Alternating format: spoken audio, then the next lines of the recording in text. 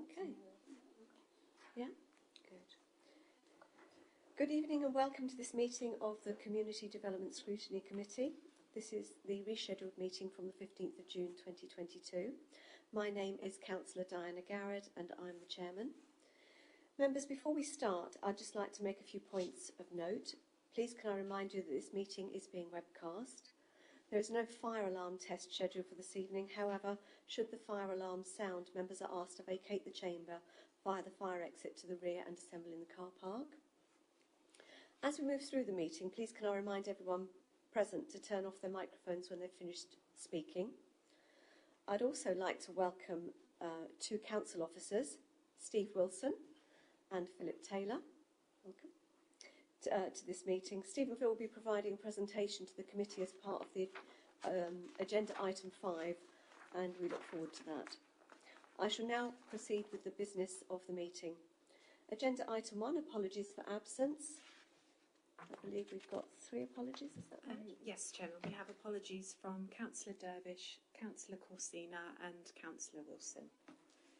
Thank you. Don't think there's been any other apologies received, have there? No. Right, if there are no more apologies, I will proceed to agenda item 2, declarations of interest. Do members have any disclosable pecuniary interest or other pecuniary interest or non-pecuniary interest that they wish to declare this evening? Please state the item and nature of your interest. No? Right, I'll proceed, no declarations. I'll proceed to item 3, minutes of the previous meeting. Right, the minutes of the previous meeting. Please can I have a proposer to approve the minutes as an accurate record of the previous meeting of the Community Development Scrutiny Committee on the 4th of May 2022. Councillor Kilmartin, thank you very much. And do I have a seconder? Councillor Wright, thank you. The minutes have been moved and seconded as an accurate record. All those in favour, please indicate. The minutes are approved. Thank you.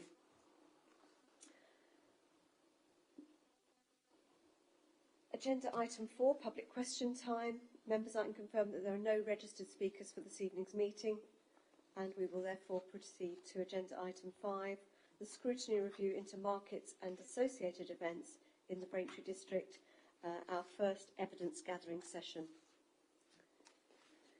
Members, this meeting marks the committee's first evidence gathering session for the scrutiny review into markets and associated events in the Braintree district. As mentioned previously, we have 2 officers joining us this evening from the council's operations and markets team. They are Steve Wilson, operations manager, and Philip Taylor, markets officer. Steve and Phil are here with us this evening to support members' evidence gathering for the scrutiny review, and they've prepared a joint presentation for us this evening. Unless Steve and Phil indicate they would prefer otherwise, members will be given the opportunity to ask their questions of officers immediately following the presentation.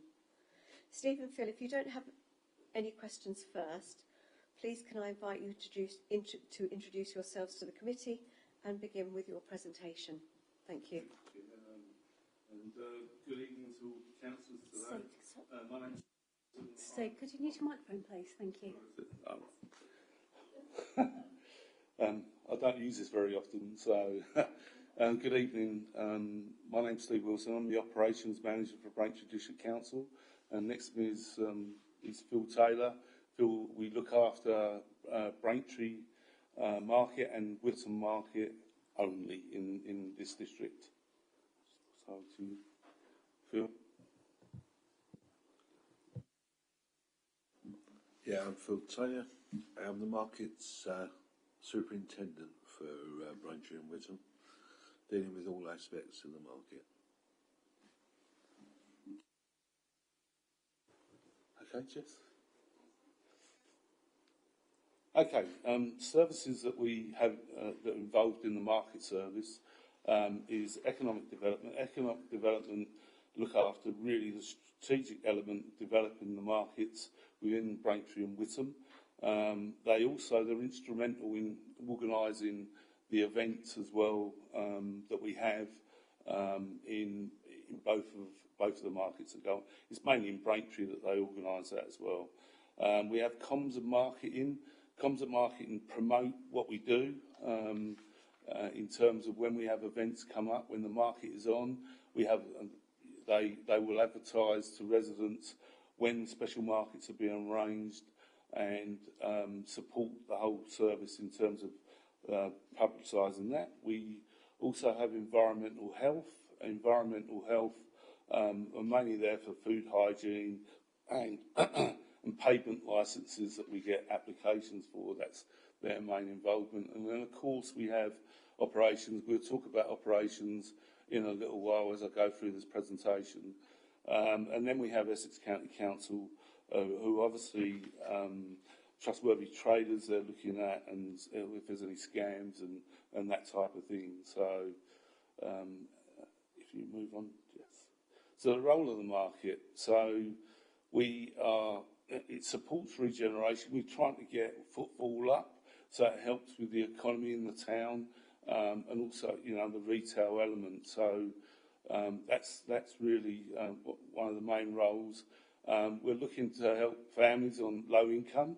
That's with cheaper produce that they can select what they need rather than having to buy packets from supermarkets and so on. It gives, as I said, the shoppers access to fresh as well as local produce. So we're trying to encourage more local businesses to come into the market to sell their goods. I think it's a big thing in terms of linking the urban and rural communities. So when the market's on, it's great to get people from other areas within the district coming and visiting the market and obviously enjoying that situation. So we bring together a diverse range of people as well. So move on, Jess. Thanks. It is an active public space. We want to try and create a community spirit and pride within the market, and we actively try to do that. Part of the district's culture and heritage has been running for quite some time, and we wish to carry on with that as well. And it helps reduce environmental impact. I mean, what we have is we have traders now that are expecting residents to bring their own bags to collect produce, so we don't have any packaging and that goes to waste. Next slide, Jess.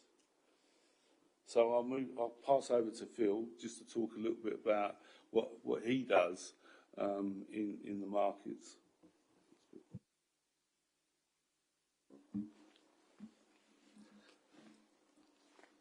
My role within the markets is varied in size. I oversee the setting up and the shutting down of markets on both Braintree and Whitman. Braintree, obviously, Wednesday and Saturday, Whitman Saturday only. I collect the rent because we are still at the present stage collecting rent individual storeholders, so that we are looking towards going to a money-free form, but at present we're still maintaining that. First point of contact, unfortunately, is me. I deal with the storeholders, customers, retailers, and market days. I build some good relationships with the general promoting the activities of the market. It's a very varied area, so different needs are required in different areas. Providing a waste collection service, well, we do a waste collection service now that we collect first thing in the morning and of the evening when we finish the market, making sure collection is done throughout the day as well.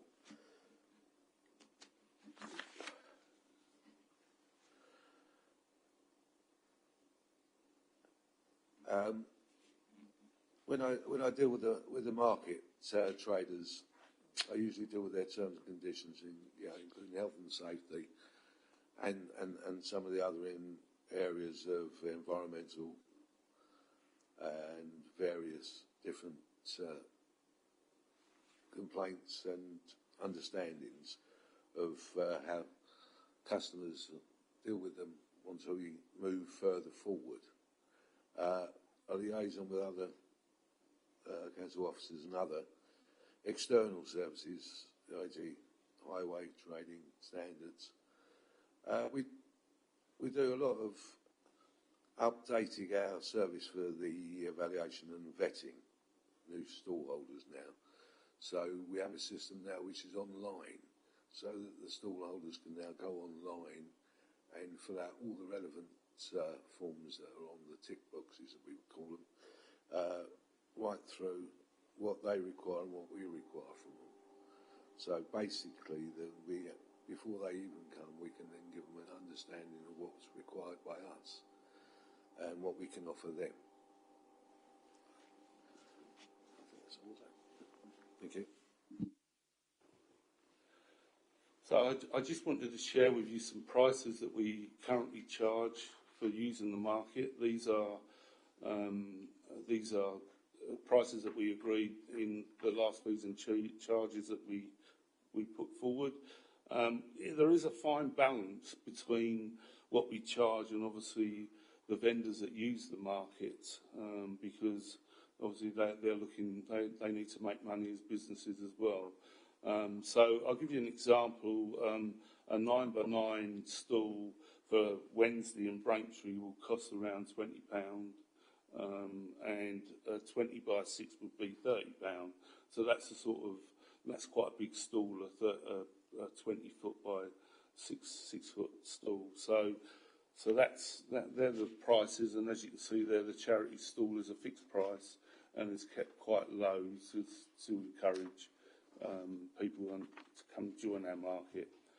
The next slide is just showing you the income and the expenditure over a period of time. So as you can see there, it's sort of gradually declined over a period of time. I mean, the noticeable ones in the last 2 years, that's obviously been the recovery following COVID-19, and also online shopping has taken away a lot of income from us. And I'm pleased to say that this year is looking a lot more positive, and we're forecasting a 50k roundabout of revenue. So it's picking back up now. We've come out of the pandemic. So there's a range of reasons why the income's dropped off. I mean, some of those would be the increased competition of supermarkets, of course. There's also discount stores that are offering very cheap products that people like to use and go. There's poor weather. I mean, obviously, when it's pouring with rain, we've got an outdoor market. People tend not to want to go stand outside in all the weather, and obviously there's some resistance from traders to pick up technology, such as cashless, card payments and things like that. I mean, because most people now use cards, but they still want to deal with cash. So there's some reasons why that's diminished over a number of years. I think you have to jump to the next one. I just talked about that one. So opportunities. Obviously the pedestrianisation, it offers a safer environment, whereas, before we had pedestrianisation, we had a cobbled road with traffic going through there that was at risk, and now there's a much better surface that makes people feel safer when they're visiting the market. The monthly markets have supported us well with an increase in the variety of the traders that we have. And that's again, I think that's been a big success in terms of how we've been managing that. The food stalls, I said this earlier, people can choose how much they have. they don't have to have a set amount from, especially the fruit and veg men and the fresh food that we have. And shoppers can buy as little or as much as they want. So, and so it makes it more affordable for them. Thanks. As I said before, them specialist traders, they're offering, a different solution. It's creating bigger choice for our residents when they visit the market. We have younger traders as well, offering more technology products and different products as well, which is something that we're trying to promote, because we want to get a variety there for residents to come into the town. And there is a buzz. When we have the monthly market particularly, there seems to be a huge increase of footfall, and it does feel like a different atmosphere when we're there, actually, because there's more stalls there, there's more people there, and it does help the local economy. And that's it, thank you. If there's any questions. Thank you.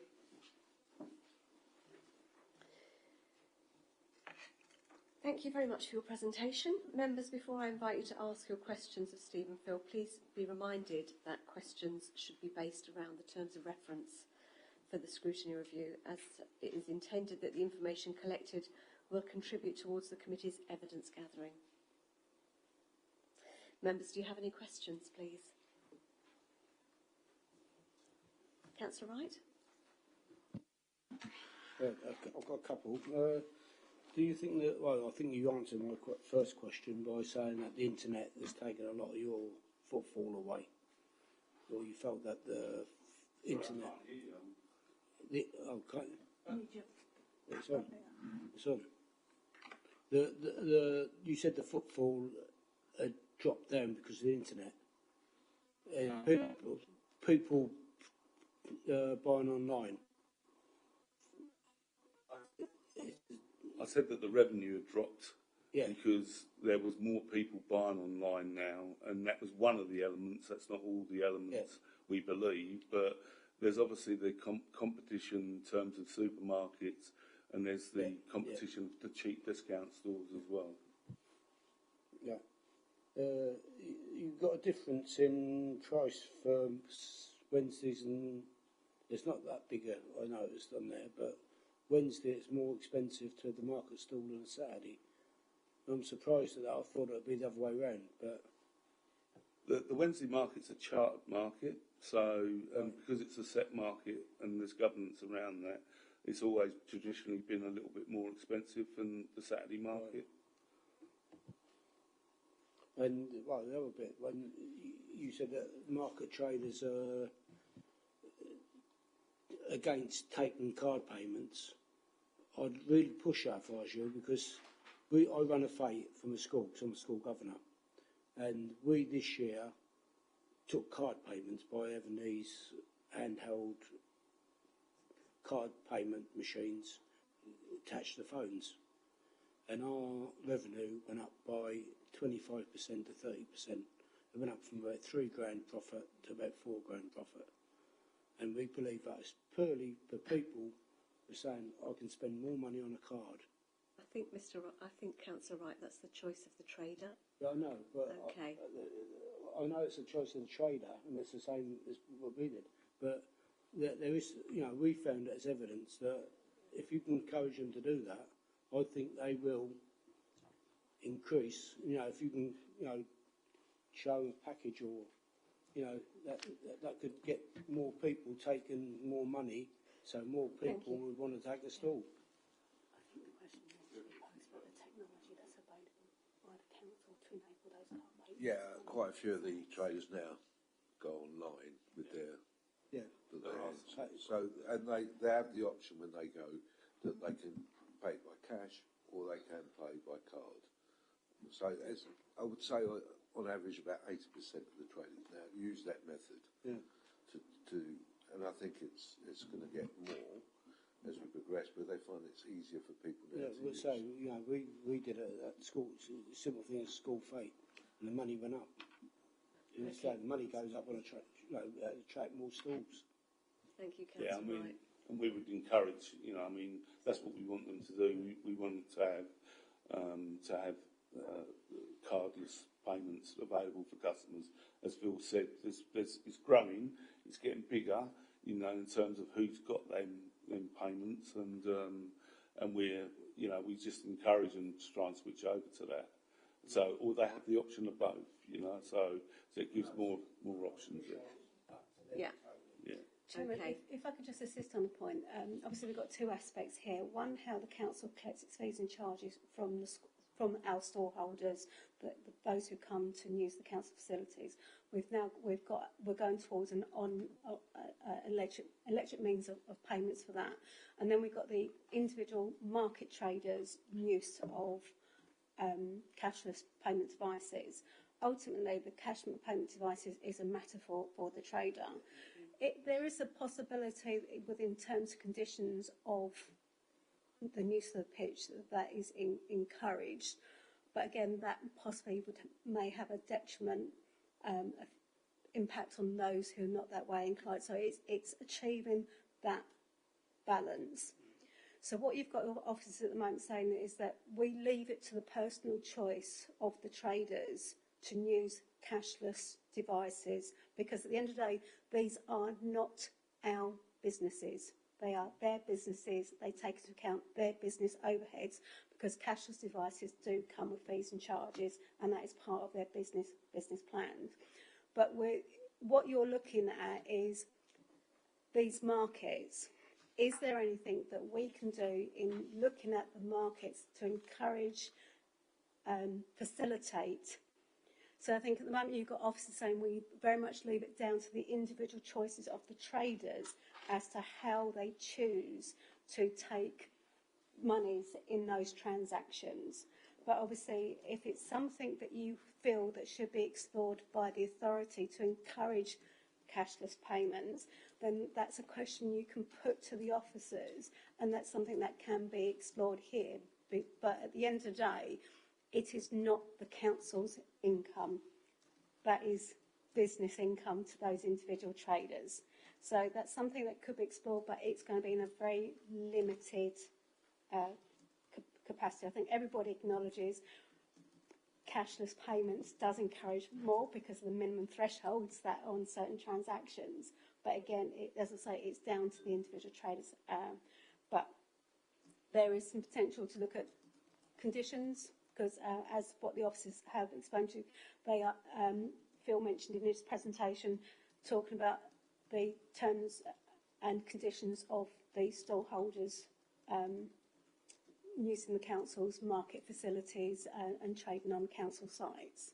So, Phil, sorry, on behalf of the chairman, could I just ask you if you could explain what our terms and conditions are generally, just so the members get a good understanding of what we currently sort of specify in just broad terms, just so members have an understanding of what we cover.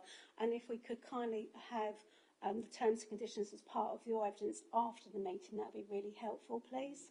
Thank you.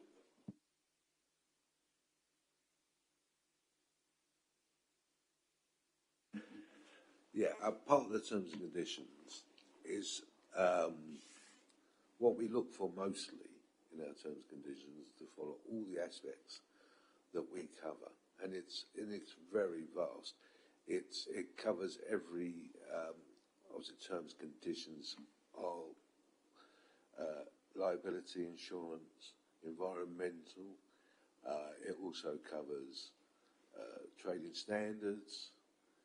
It covers any problems that arise is dealt with, and they're all marked on the terms and conditions. There's no area that we haven't covered that is not on the terms and covered. And we've recently, with the street markets, we've now included our terms and conditions into the street market, so that they now use that when they use the terms and conditions. And we put it online now, so it's easier for people to see it before. Obviously, when they read the terms and conditions, it's a weighty document. I mean, it's a good And if it's a quiet day, they can sit there reaming through it. But it is quite a weighty document, but it does cover every aspect. I mean, that's everything that would possibly, for them and us as a council. So I don't think there's many things that we don't cover on that wouldn't be of assistance to us. Thank you, Phil. That's helpful, but we'll get to read that later at some point. I've just got a couple of questions myself. The validating and vetting of new stall holders. So just walk me through how they do that. So they apply online, and are there any particular things that you're asking them, or is it all on the form? Yeah, it's all on form. One of the main issues is that we have to make sure that they have the right insurance, liability insurance. That's one of the main keys that we always aim for. And also the environmental side of it, because it doesn't always apply to clothing and other items, but definitely when you get to food, even to what you're selling in perfumes, or as long as what's the not, so they understand what's actually they're selling and what they're receiving. So they're all there, whether they use electric, all these issues. Do they have gas? Do they have a certificate for gas? So they're all there to be aimed, and we have the box that says, do you need gas? Have you got a certificate for gas? And so forth. So it covers all aspects of it. As regarding trading standards, we do have trading standards attend on regular occasions, and to deal with problems that may arise. I don't normally have any problems, so but we have them as a form. And same with environmentals. They do random checks on our food suppliers. So what sort of things will are you talking about environmental health? Yes, with regards to the sale environmental health. Yeah, they'll food be products? doing with food products. Yeah. To make sure standard trades do clothing and such like, but they also do weights and measures for the fruits and the vegetables, and so that they can make sure there's nothing untowards from the scales. And have there been any prosecutions in the last few years that you can recall? Or? No, that's very good. That's very good. Thank you.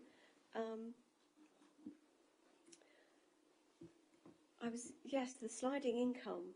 The income has declined quite considerably, hasn't it? But when do those figures? Is it April that is the threshold for those figures? Is it from April to April, or? Yeah, I think Steve would have better understanding of that sort of. Yeah, so the figures are taken from our financial year, so it'll be from April to March. Yeah. Yeah, so that'll be the full years for them. And did you find that COVID was worse? I can't remember exactly what the figures said, but was there a decline in? Certainly the last 2 years in particular we took a big hit. We only had food stalls in the market, if you remember back. They were the only ones that were accessible at that time.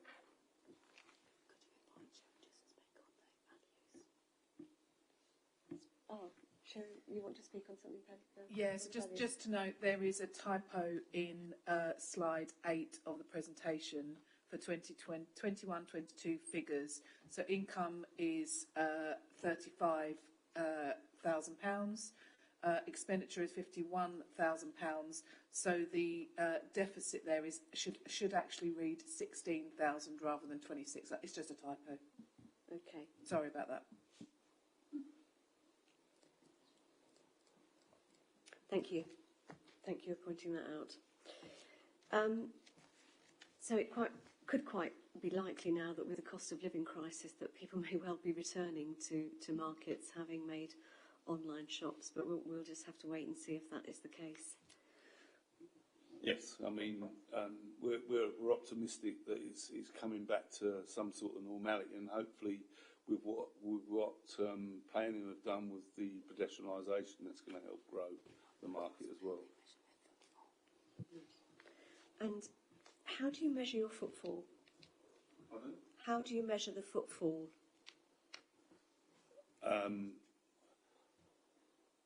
Well, that's normally done through economic development, so I'd have to defer that and get an answer back. Okay, on that one. All right. that's fine, thank you. So there was just one more question from me, and then I'll take it out to other councillors, sorry.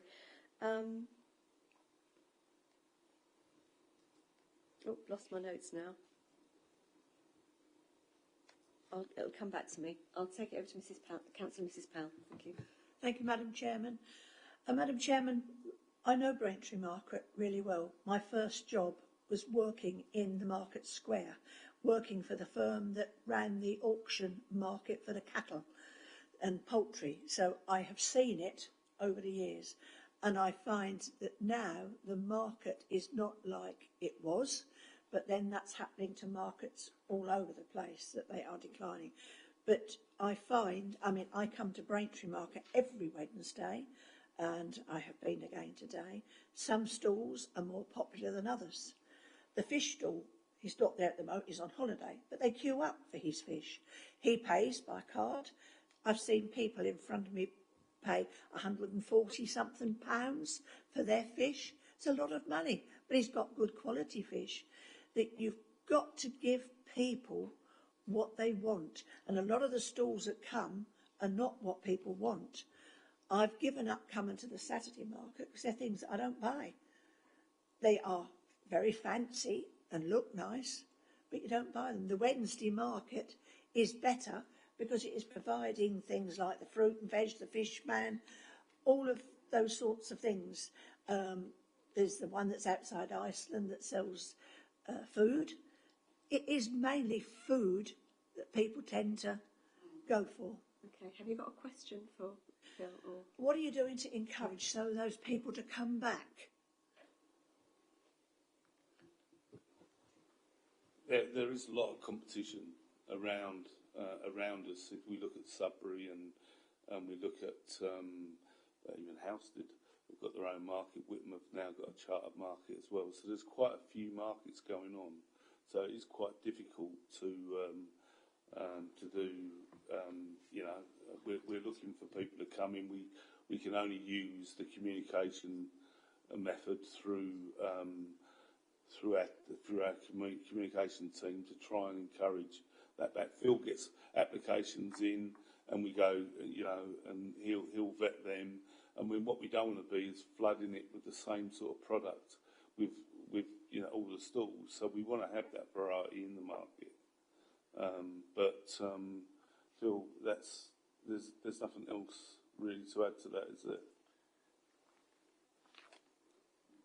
Well, the process we're trying to do at the moment is we're trying to return a butcher's, not candlesticks, but butchers, and obviously we started with the fish.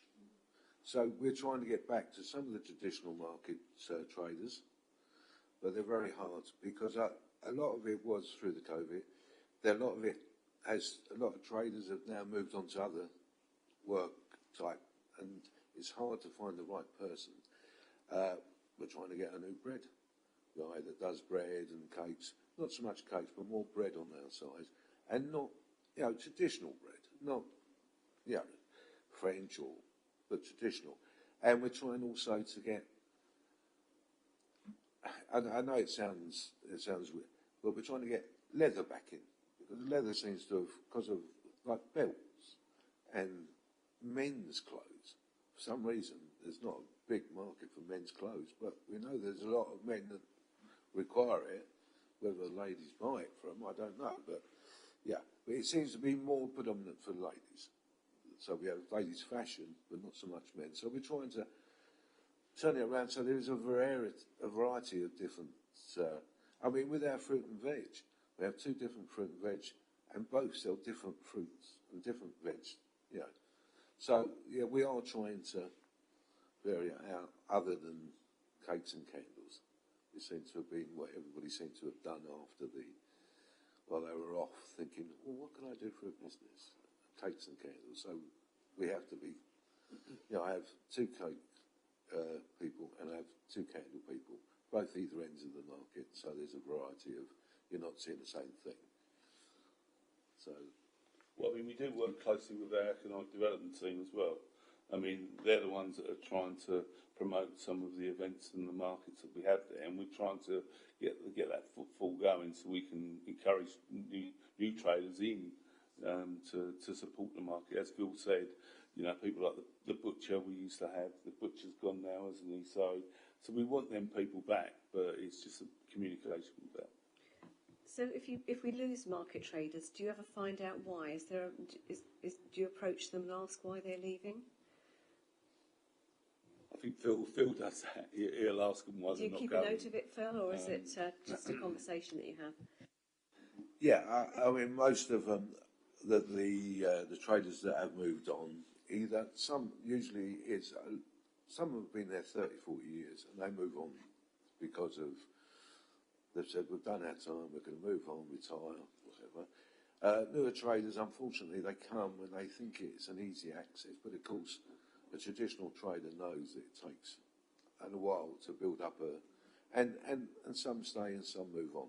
But on the whole, most of them that come, they do stay, and they vary. I mean, because we're not the only market they trade in.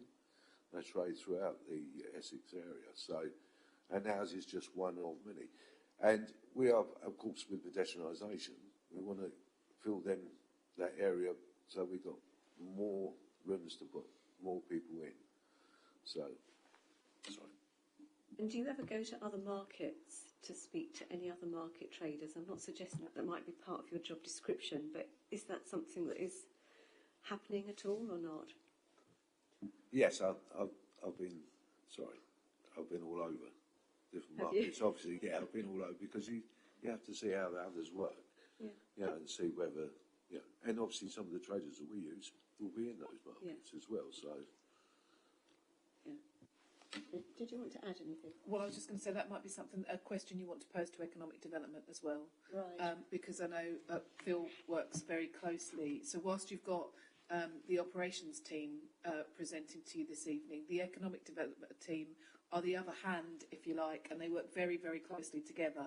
And the economic development team have done a lot of work around looking at other markets and what traders might be trading there and which ones are doing well and which ones aren't, and then how we might want to encourage similar traders to our markets. So there is a lot of hand in hand. So Phil can talk from the operations perspective, but it would be useful to get the perspective of the economic development team for probably some of the similar questions. Okay. Councillor Kilmartin. Thank you very much. I found this very fascinating because, of course, I helped do the charter market in Whitman when I was chairman. And I find myself disappointed, but for the reasons which you will know, that there's no proper pedestrianisation in the charter market area, and there's only about 4 stalls at any one time. There is no fruit and veg stall there. There is no fresh meat stall there. There is a fish, but he kept himself closed down last week and only opened when somebody arrived, so there was no display. There's the... a question for I do. Hold on. So I would like to somehow find a fruit and veg stall that would go into Whittam. And I also, as a secondary question really, do you think food banks have impacted on the presence of market stalls? Yeah, I would say that's a contribution towards it, most definitely. I mean, the cost of living at the moment will probably see that happening as well. But in terms of your question regarding the stalls and the different types of stalls, it's really a question for our economic development team as well, because they do a lot of the promoting for us to try and encourage others into the market. Thank you, Steve. Sherry. So just on those 2 questions, so in relation to stalls going into Whittam, if you're talking about the Tuesday market, that isn't something that we can influence because we're not involved with it. It's a private one, isn't it? Yes. So it's so not you never visit it? So we operate the Saturday market. That's something the that you need to Saturday's pick up fallen apart as well. Well, in terms of the Saturday market, we operate that, but the Tuesday market, the one that you're talking about, that's on the high street. I forgot that. I'm sorry. That's not operated by us. Just on the other issue, in terms of food banks, we've got no evidence of that, so it's difficult for us to be able to make any links between what's happening in food banks and what's happening in our markets. So it's certainly something that there could be a piece of research done on, but I would argue it might be a very tenuous link and might take quite a lot of officer time to try and work stuff like that out. I suspect the bigger issue is what Steve's already highlighted, which is about the impact of online shopping and people kind of moving online for their regular shopping and weekly shopping, and more people doing that because they had no choice during COVID, and actually having found it reasonably easy and have continued to do that. That's one big impact. The other impact is, as we say, is around supermarkets and obviously having supermarkets presence in the main town centres, not having to go out of town. Having said that, I think what you can see that it's starting to pick up again, and some of that is about people wanting to be able to see what they buy. And get the experience of attending a market as well as the produce from attending a market. So we might want to think a bit differently about not trying to compete, and that's something that you may want to explore with economic development, not trying to compete like for like with the offer that you have in a supermarket and trying to offer something different that you can only get from an outdoor market. Hopefully that helps. I agree. Thank you very much. So just something completely different. Are we a member of the National Association of British Market Authorities? Yes. We are. Yes. We are. That's good. Chairman, I'd like to ask Phil to explain what's the benefit being part of that. Okay. And what would be the benefit, do you think, of being part of a member of that body? Well, we deal with not just them. We also deal with the national farmers as well, and well, because they do supply us with help and support. We do they send me a regular magazine which is now online, and it gives us a variation of different areas in the market industry. So it does help us in that respect. We also we do get traders that have moved on from, and they can see that we are a good area to be a trader in, and they attend to us. So they look through their magazines and their different things they use, and they find that it's a good source of interest to other people on what we do and how it works, and they're there to support as well, which is good. There's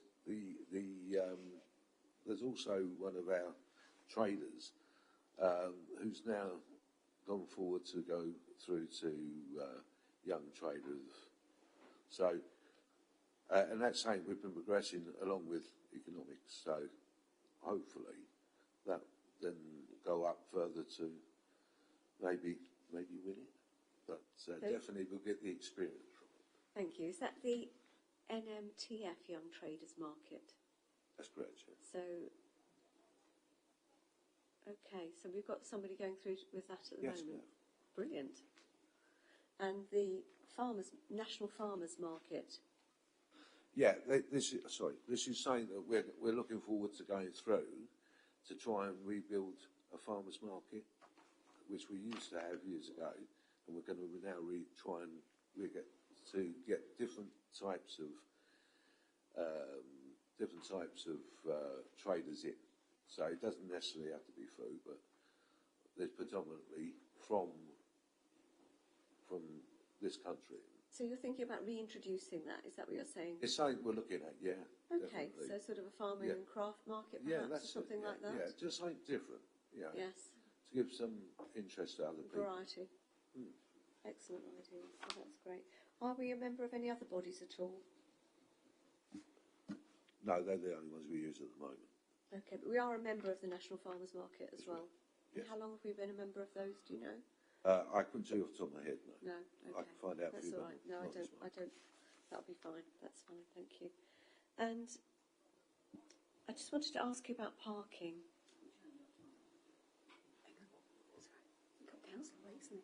my questions after you. Okay, last question from me, and then we'll move on to some other. Do you have any difficulty with parking at all, or any comments to make about the parking around the market area? We've moved the parking. We have now got, obviously we've got parking in George Yard. We've got parking in the new Victoria section where the buses are. We've got a large disabled in Bank Street. And that's now, so it's because the town itself is pedestrianised, the parking is close by. I mean, George Yard, multi-storey, easy access, and the same with the bus, multi-storey. So there's easy access and all. Plus you obviously got Sainsbury's and Tesco's their own parking. So there's plenty of area parking. We have quite a lot of parking around Braintree. I think we're quite lucky from that perspective. There's even Causeway House that on a Saturday that come and parking, and we also have down by the railway station as well. So there is quite a lot of parking for the people who use the market. So I just want to pick up Whittam as well, parking. So Whittam has got Newland Street, which is very close to where the market is, which has got a significant amount of parking in there, and it's got easy access to public transport routes as well, which is helpful. Thank you. Councillor Mrs Weeks. You advertise the market, did you say? Is it advertised in different publications, different towns across Essex? Yeah, we advertise. Obviously, it's advertised through our face and different through the Com Club, I think is what they call it, the Coms. And so they cover. We have your market. So there's a variations of different things that you can see it, and it's mostly online now.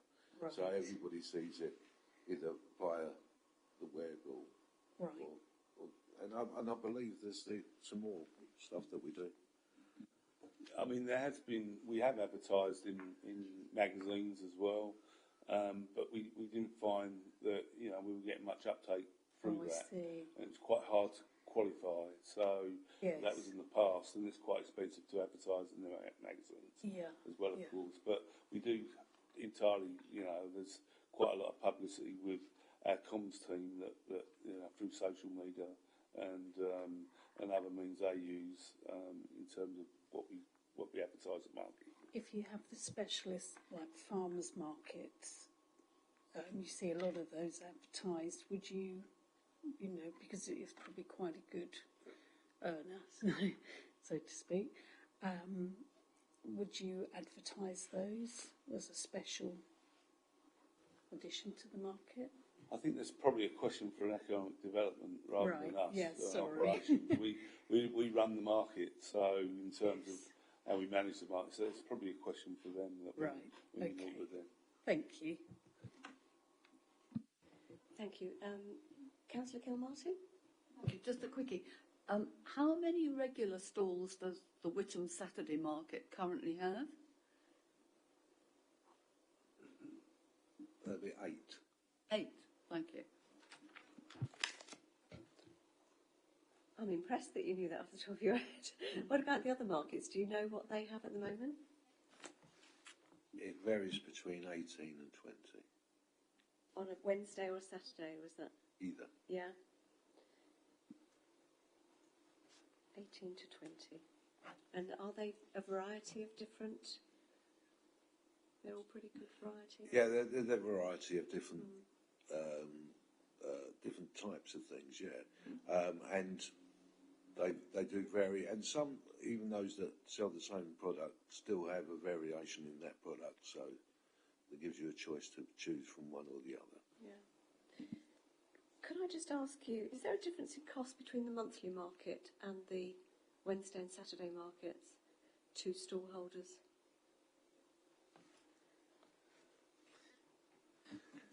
Not a vast amount of difference, no. Just a small, slightly more or slightly less, or? I think the monthly markets have got more food stalls, probably, Phil, haven't they? You know, so they come in. There's a variety of different food that they're selling. Yeah. The cost of the pitch, is that the same as?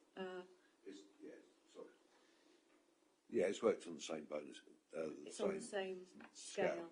Okay. Yeah, and sizes vary.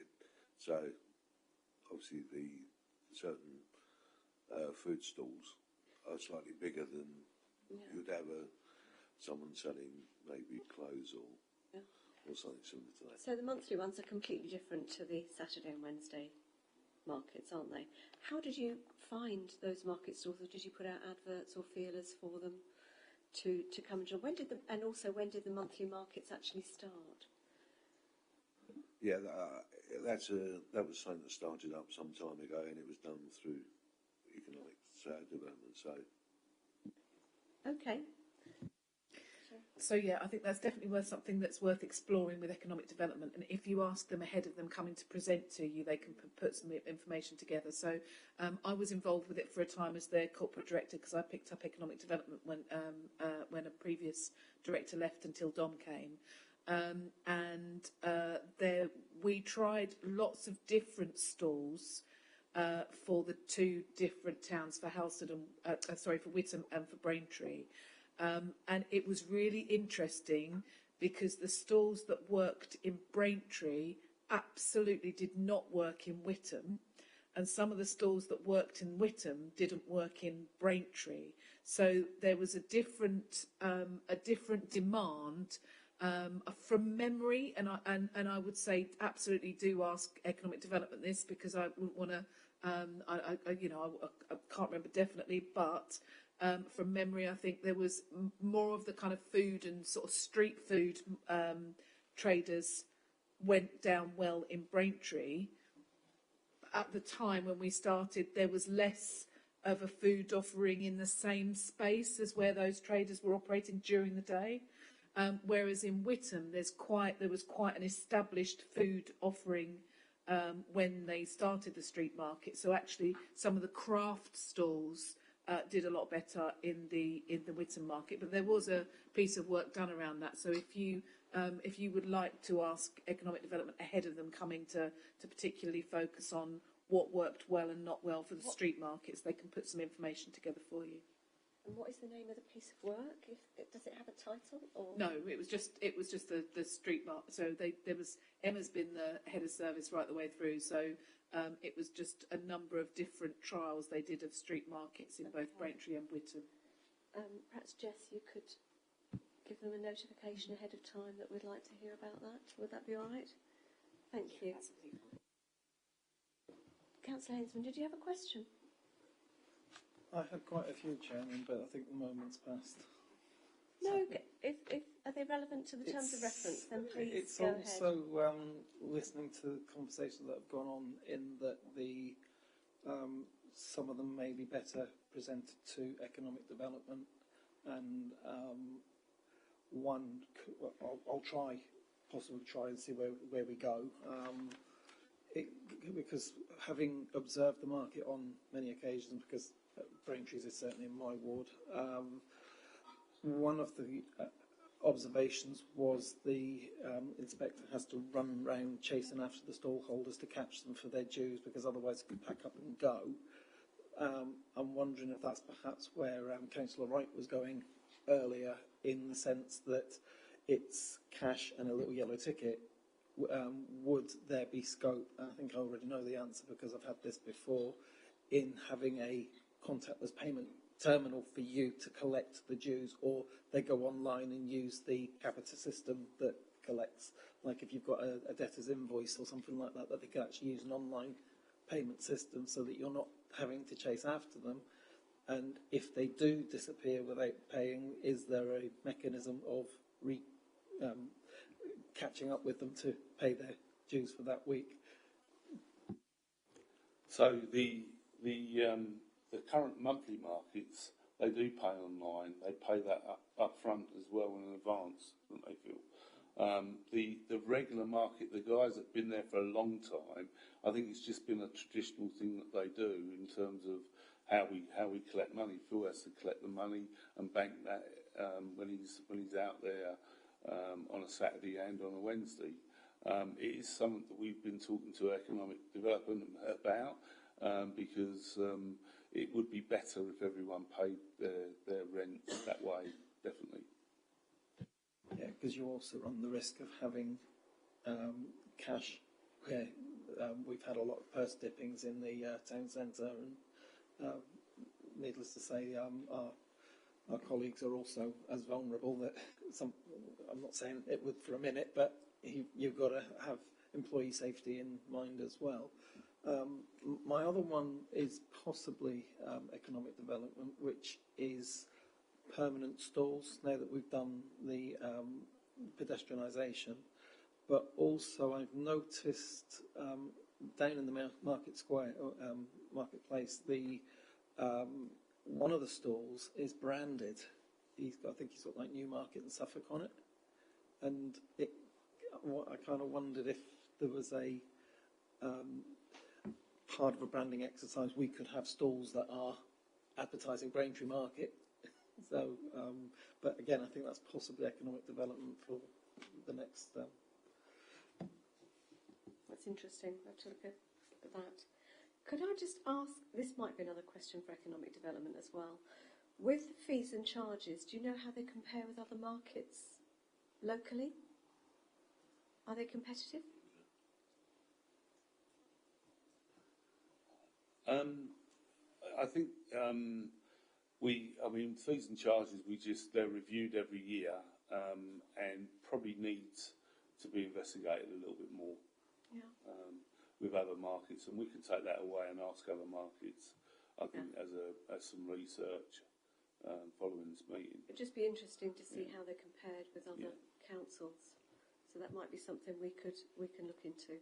Thank you. Councillor Kilmartin. Thank you, Chairman. Your headings are events as well as markets, right? Whittam Town Clerk tried for years to get the road closed on Newland Street for Christmas market. When he finally got it, which was I think now 2 years ago, maybe 3, I can't quite do it with the pandemic, the place was packed solid. There was every kind of stall up Newland Street. It was the hugest success. And that is what people want. That they want to see lots of people around because it gives them a real buzz. And I just don't know whether there's any case, what do you think, for closing off Newland Street even once a month and setting up every stall under the sun up and down the road? Chairman, with respect to the terms of reference of this Scrutiny Committee, that is outside the scope. Yeah. Road closures for market purposes is actually quite a complex area, and it's not something that can be answered by this committee. I think we'll have to leave that. Although, and there are other markets and events that have taken place in the district and outside the district where road closures have happened. But again, that requires an organiser, and that's not necessarily the district council. I understand, thank you. But that particular question does go outside we must the scope. Yeah, we really must keep to the terms of reference because these officers here have given up their time this evening, and it's about reviewing what we plan to review. Are there any other questions? Councillor, Mrs. Pell. Madam Chair, it's not a question, it's just a comment. I'd like to think that before we come back to our next meeting, maybe members go and look at the market to see what there is, and maybe they will have a better understanding of what is there and what isn't there and how it works. Thank you. Very good suggestion. Are we finished with our questions now? Yes? Right, thank you, members. If there are no more questions, on behalf of the committee, I'd like to express my grateful thanks to Steve and Phil for their time this evening and for their contributions to the scrutiny review. We will update you as our review progresses and copy you in once the final scrutiny report has been produced at the end. If you would like to leave, you're most welcome to do so. Please don't feel that you have to stay. But thank you very much for your contributions. been very interesting. Chairman, sorry, just before the officers do leave, could I just make the normal plea to members that if they do think of any questions they wish they'd pose to Steve and Phil this evening, if they can coordinate those through Jess and myself, then that way we can make sure that the questions go to the officers and then come back to the committee as a whole. I know members maybe have some thoughts afterwards and would like to pursue their own lines of inquiry, but this is a scrutiny review by committee, so therefore we'd ask that it come through the governance service. We can then field those questions and get the response back, and then maybe present that as an additional item on the agenda for the next bit. Also, as well, if there's any questions where members feel there's an operations and economic development crossover, yes, if they could let us also those questions, and we can put those questions to Phil and Steve as well. Okay. Thank you. Thank you very much.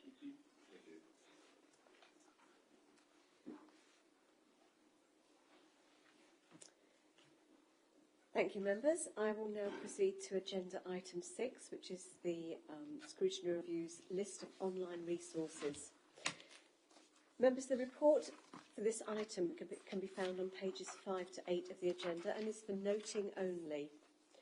Please can I invite Jessica Mann, Governance and Members Officer, to introduce the report. Thank you, Chairman.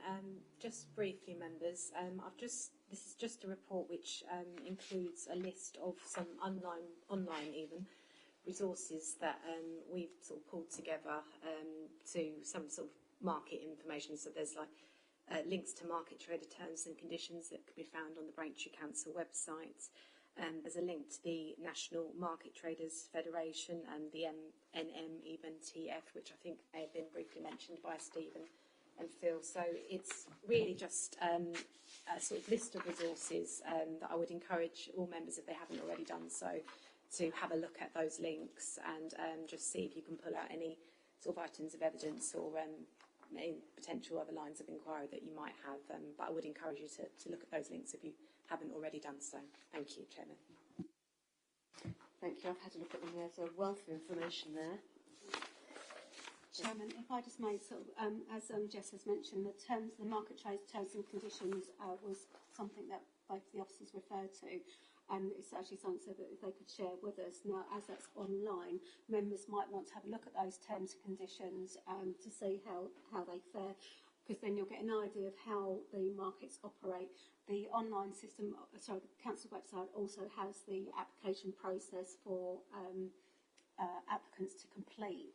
So we would recommend to the committee to have a look at those. And once you've had a look at those and you feel that you've got questions that you wish to put back to those officers, then again, please fill them through the governance service, and we'll make sure that we'll get the answers to those questions. But you know, members, you've got 5 lines of inquiry with the scrutiny review before you. So please bear those in mind when you pose those questions, particularly if you want to look at some comparison sort of data between what we offer within the district, what the other offerings are within the district, and how we compare with neighbouring district borough markets, etc. I think a lot of the questions, you may have some further questions when you have the economic development team come forward. So again, if members have got any questions that they feel they've got and they'd like to put to that service prior to the next committee meeting, again, please do that through the governance service, because that might help to inform the officers' presentation that they make at that meeting, just so you get the best use of the officers' time when they come before you. Is there anything that, as a committee, you feel that you want to explore further in regards to those terms of reference? Is there a particular line of inquiry now that you're thinking of that needs to be explored to get a clear understanding of how the council provides markets, how they are operated, and the benefits, not just to the community but obviously to the council itself? You've got the figures with the income there. I don't think we can provide much more of a detailed. Well, I wanted breakdown. to ask how we measure the footfall So that's certainly something we can put to the with economic. economic development, and if they know how fees and charges compare to other markets.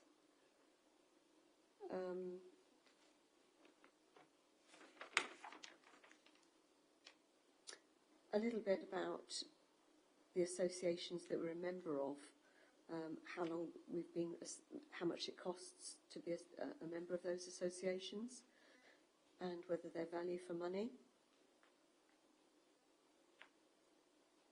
And obviously the report that Sherry Root mentioned earlier about the difference in demand regarding the two markets, Whittam and Braintree. At this stage, I can't think of anything else. Any members got anything else at all? Councillor Hensman. Yeah, just from what came out tonight, Chairman, I didn't realise that it was a private market, for instance, and then you have the difference between the charter market and the Saturday market, in that the charter market is specifically what we were granted in 1197, 1199 respectively. And I think it'd be interesting to see what the differences are, and if, for example, with the private market, does the council get any revenue from the company that runs it? I don't know what the dynamics are of it, but there's obviously somebody's got permission with a license or whatever to run that market, and then how that market runs within their remit, compared with how we run ours, and whether there's scope where the two officers were saying about exploring other markets like farmers markets and so on, and whether that would be a different day, or whether it would be like the speciality market once a month but not on the last Saturday. So it's what the dynamics are of the various markets and what the potential plans. I think Sherry might be able to give us a little bit of a response to that. So I can give you a brief response to it. So all of the markets are chartered, but it's who holds the charter. So we hold the charter for the Wednesday and Saturday in Braintree. We hold the charter for the Saturday in Whittam. In the Tuesday market in Whittam was available as a charter, a very old charter that was then reinvigorated by a group that was set up from Whittam, who wanted to create wanted to use that charter to create the market. And in Halstead, it was owned by the Lord of the Manor and is operated by a private organisation in Halstead.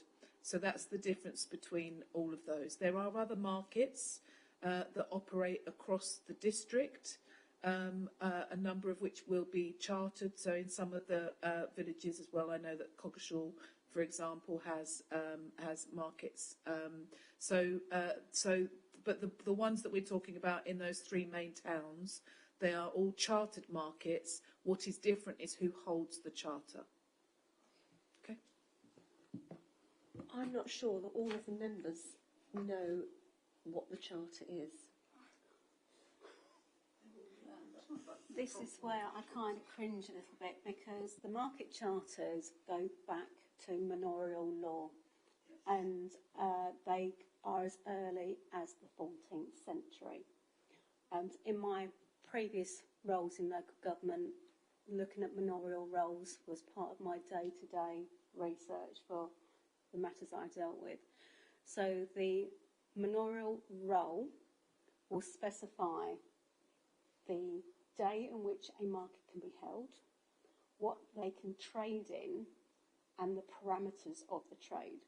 But what they don't tell you is exactly where they are and exact numbers, because you have to go back to that place in history where the Lord of the Manor and the feudal system that existed at the time in property rights, everything went back to the Lord of the Manor, then to the servitudes, and then back to the Crown. So you'll have a line in a market charter, which often is on vellum, long, very roll, and it'll be a single line. So we don't have access to all the market charters because they are held in queue as part of the National Archive. Some do have a later version where it's held in a smaller document, but our historic stuff is part of that roll. When we say manorial roll, we really do mean a rolled documentation. So, and they're not written in English as we know it today. It's written in medieval Latin, and it's something that has to be transcribed. So it's not something that is as clear as we would probably like to have it today. So this is when we look at markets, we have to do so through the lens of the time what was intended, because I'm aware through my other roles of my career that we've had people arguing that only fowl and fish can be sold at a market, and you get other markets where you can only have baser burdens and driven animals. But certainly the Braintree one, I mean, it's one of the earliest ones that we are aware of. That is 10th century, so it's 1199. So, so these things are part of our heritage. They're part of how life constructed, because you think it was regulated by the minorities because there wasn't traders, there wasn't shops. So it is very, very complex, especially when we take those very, very ancient markets through to how we use them today. So the modern markets are easier to understand and understand how they've been established because they are documented in modern terms. So it is an area of interest of history, and it's not always as clear as cut as we would like it to be. Are we under an obligation of sorts to hold a market or to allow a market? It's to do with the rights. Okay. So it's not written in terms of obligations, it's written in terms of the rights to hold a market. Right. I think Councillor Mrs. Powell was first. I used to work, again, for the Lord of the Manor's agent in Halstead, and in their charter, you can only hold the market there. It cannot be anywhere else within Halstead, and nobody else can set a market up within, I think it's 7 miles of Halstead. That what Mrs. Pell's demonstrated is the controls. Yeah. That is regulation in its earliest form. So it's to do with historic taxation, it's controls, and it's defining settlements and hereditaments and the use of that land. So, that's a very common market description, sort of where, when, how, and who else can stop. So, and it's also the first bit of commercialisation. It kind of stopped other things from happening in elsewhere, because obviously it would then affect the taxes that are collected through at that time. So it's a typical description that you've described. And Halstead Market is no more, is it? Sadly, it is. Yes. It is still working, is it? Is it still operating? Halstead. Halstead, yeah. It is still operating. It is small now. It is small now, but the problem we have in Halstead is where it is. A lot of traders don't want to stand all day long like that because it's on a hill, and their stall is always. And one by one they've drifted off, but the fish man is there every week because the Braintree fish man wanted to come, but he couldn't go to Halstead because he's already one there, and they only allow one of. Okay. Councillor Kilmartin. Thank you very much. This is the most basic question, Madam Chairman, and you'll really forgive my ignorance on this. But if I don't know it, the chances are other people would quite like some guidance. When we've got this evidence, are we giving it to you or are we sending it to officers? Are you writing the report or are the officers writing the report? I told you, it's very basic. It's not a basic question. This is your scrutiny review. So it is your report. Officers will support in coordinating But the evidence that we coordinate and pull together is your thoughts, your considerations. We are not going to give you an officer report for ratification. This is your investigation, your inquiry within your terms of reference. So we will help research, support, but as a collective, you will pull the report together. Your report will be approved by this committee, and it will set out a set of recommendations which will go to the Cabinet for the Cabinet to consider. Who actually writes it?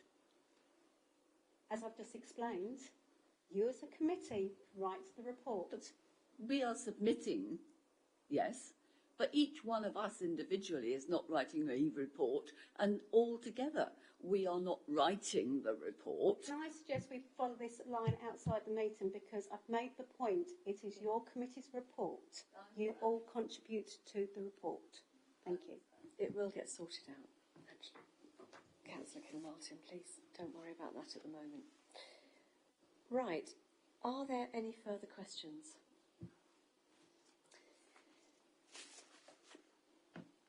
Thank you, members. We have been asked to review and report and identify any further lines of inquiry that we may wish to pursue as part of the scrutiny review. Before I take any suggestions from members, please can I remind you that we have a limited time scale only for this review due to the 2023 elections. As such, the scrutiny review must be concluded by the end of this year. In addition, the committee's next meeting is not far away and will take place on the 31st of August. We already have two officers, Emma Goodings and Louise Rain, scheduled to attend this meeting from the Council's Economic Growth team. Bearing this in mind, do members have any suggestions they would like to make as to other lines of inquiry, e.g. topics for further research, any thoughts on who they would like to attend the next meeting, for example?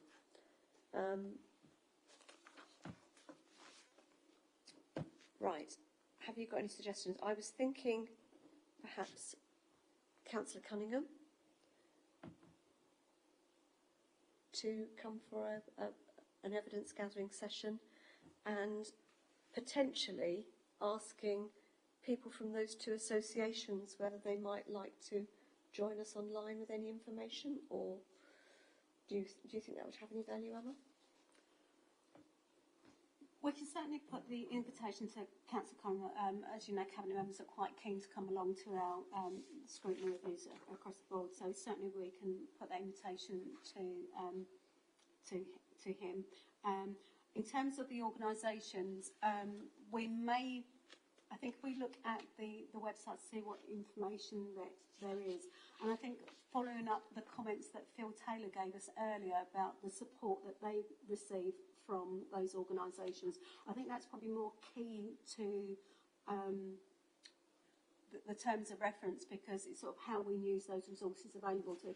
So Phil did make reference to that they have support guidance, they have their publication, so it may be worth it if we can ask for a greater explanation on that one. I think that was particularly the Market Trades Federation matter, and also to get a greater detail on the farmers market as well, because I think he's touching upon how they're reinvigorating farmers markets and the guidance and support they've got there.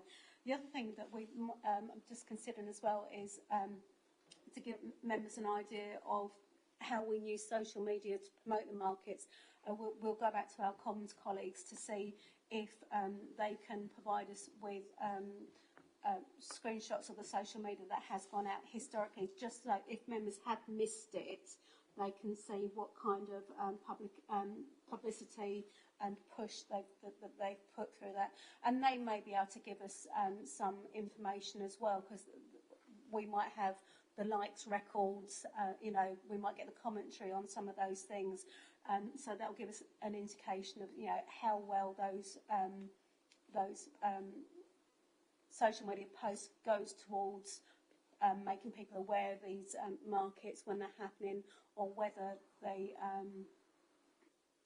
sort of get more traders involved as well. So we can put those questions to the comms team, see if they've got some answers to that. Because I think the use of social media is very commonplace now. It has replaced traditional publications and things. And obviously, Steve and Phil both said, we don't use the traditional publications because of the costs involved. And obviously, that's one of the overheads the organisation has in running these services. So, you've already had an explanation as why we've moved away from one methodology to another because of the reduced costs in using social media and the greater reach that it has got.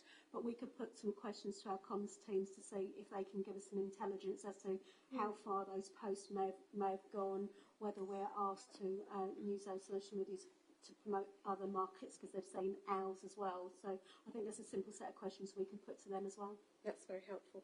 I've just got a couple of more things I might want to ask the Economic Development team. The National Association of British Market Authorities, the Voice of Markets, I think it's their magazine, membership advertises access to benchmarking and survey information. I wondered if that's something we could explore, perhaps. Yes, certainly. I think it's a question we'll put to both Phil and the economic team because they may both have access to it. But obviously, if there's benchmarking information, then I think it'd be useful for the committee to be able to see that. We may be able to ask some sort of specific questions about how we compare to those benchmarking or whether we've actually been involved in benchmarking exercises ourselves.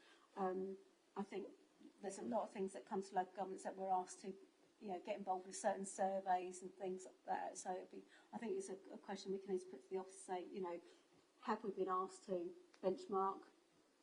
When, who, how? Did we get any feedback as well? All right. And the young traders market, he was talking about the Young Entrepreneurs campaign for 16 to 30-year-olds.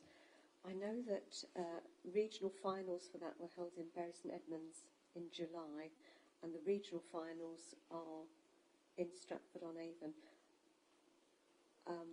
Phil mentioned that he'd got participants, so if Economic Development have any information about that would be helpful. Yes. Just to see what that's about. Certainly, we can do a follow-up question on that as well. But in terms of any other witnesses, apart from Mr. Councillor Cunningham, is there anybody else that you would like to see at all? No.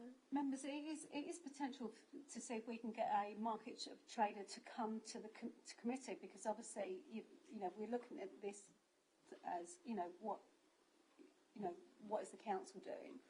Obviously, you've had anecdotal information from officers this evening, but it's possible that we can see if we can find a trader who's willing to come forward to give their perspective because there's nothing better than to understand both sides of a story to get a clearer picture.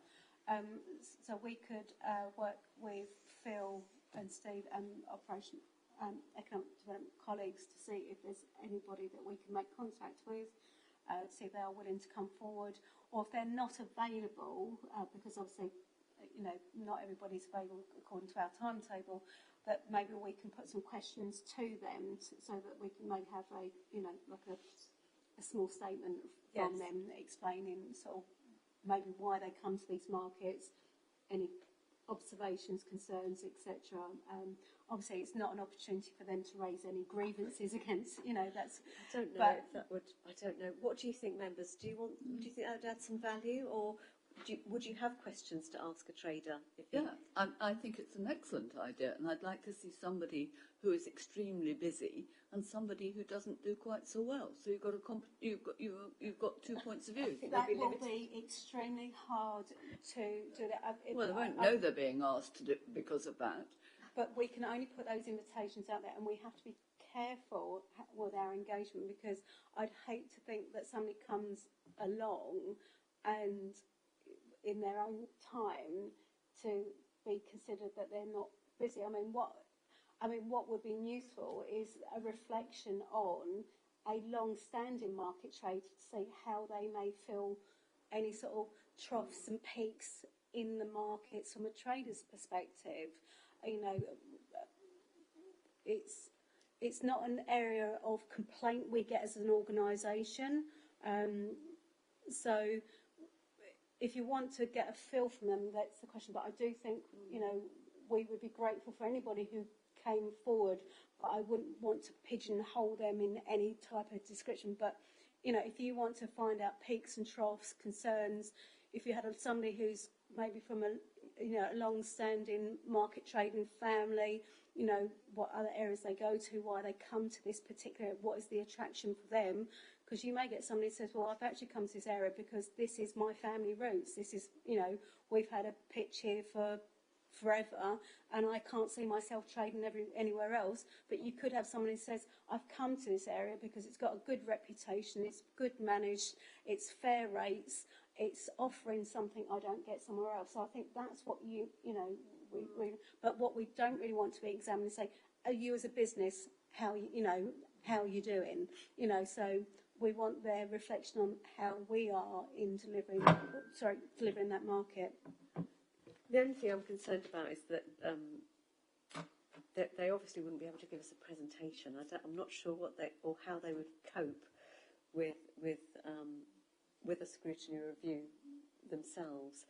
But you would have to be prepared to ask some questions that are within the terms of reference and not too probing into things that are personal, you know, like their income and things like that. We'd have to be a little bit careful about what we asked and what our expectations were, but certainly it's something worth considering. I think Councillor Mrs Pell had a question. Yes, I think too that to get somebody to come here, if it's somebody like selling fruit and veg, half the night they're up in London getting their supplies. They're then setting their stall up at 5 in the morning. So this time of night they are abed because they have an early, so you wouldn't get them. And I have a friend that runs market in Sudbury. He's now bought a shop. He sold his stall in Chelmsford because he said it's become unsustainable from as a way of life.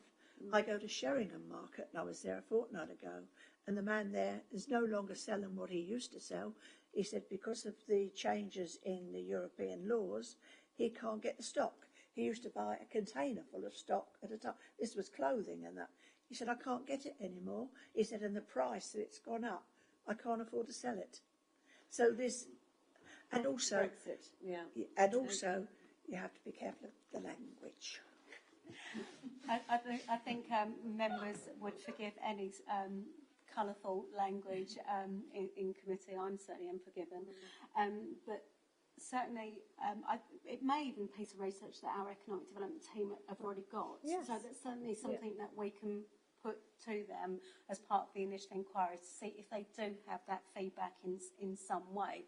If they've already got that within their records, then we'll ask them to produce that.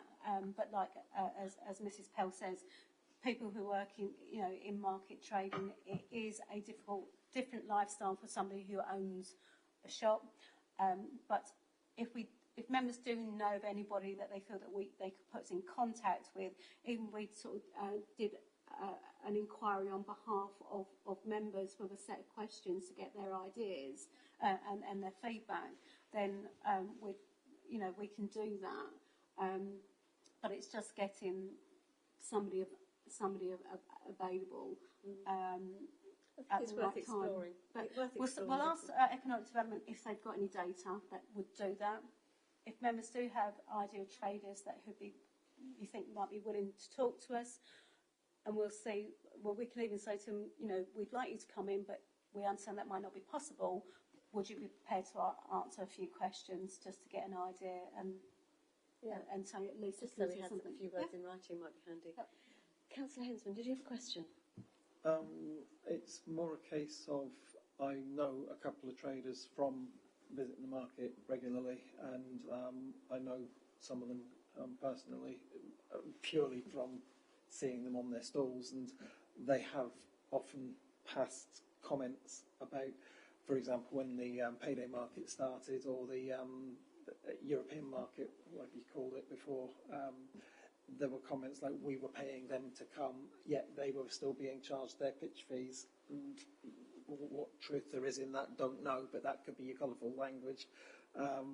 So I'm wondering whether, given what Councillor Pell said and timings, and I do know that the stallholder I'm thinking of who would be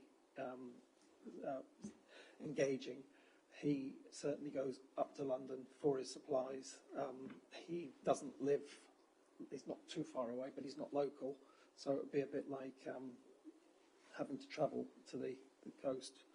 I'm wondering if a set of questions and then get them to do like a presentation, as in we produce it and then put it up on the screen, might be more useful, and also to see it in context.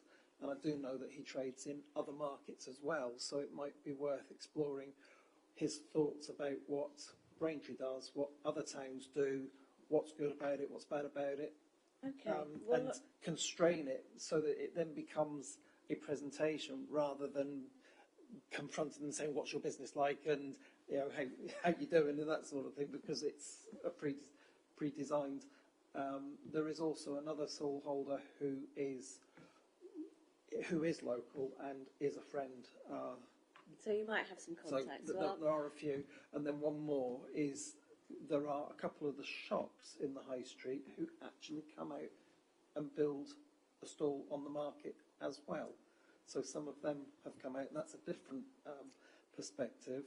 And finally, there was a vacuum cleaner stall, and I know that he shut down and he's opened his shop up in Bury, and now people have to travel up there because he's one of the few that will fix them. And that's the opposite end, where we've lost a long-term trader, and it'd be interesting to find out why. And again, I'm sure he would tell us because he was there for years. All right, well, we'll speak to economic development and see what we can come up with. But if you would like to give the information, perhaps you'd like to contact these people and speak to Emma, and it's a possible link. But thank you for that. Thank you, members. I don't think we have any more queries at all. Any questions? No? Governance officers have made a note of our suggestions. If there are no further questions, can I take it that the report has been noted? I'll take silence as assent. Thank you. Members, the report has been noted, and we'll now proceed with agenda item 7, urgent business. But I'm not aware of any urgent business for this evening's meeting, and I think this now item concludes our business for this evening. Please be reminded that the next meeting of the committee will be on Wednesday, the 31st of August, starting at our usual time of 7:15 p.m. I will therefore then close the meeting of the Community Development Scrutiny Committee at 20:48. Thank you, members, for your attendance this evening, and to those watching the broadcast via the Council's YouTube channel, and good night.